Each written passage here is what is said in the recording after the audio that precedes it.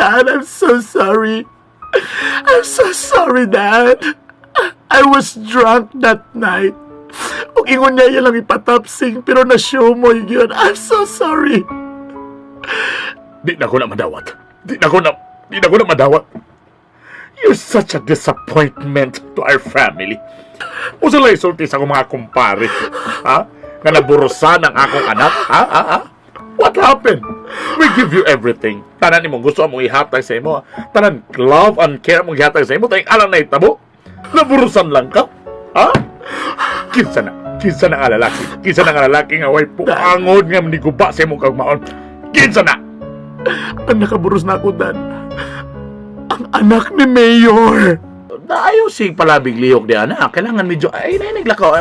Tarong nga, gusto kag vitamins. Kailangan ka mukha ng mga fruits para healthy ang baby. Kuana, gihata na ni Lord. It's a God's gift ng nakay anak, ha? So, ayaw kag pagpalabig lihok anak. Kano sa man sila mabisita diri, ha? Kano sa man ako mamit ang akong kumpadre, ha? Kano sa man siya man din, ha?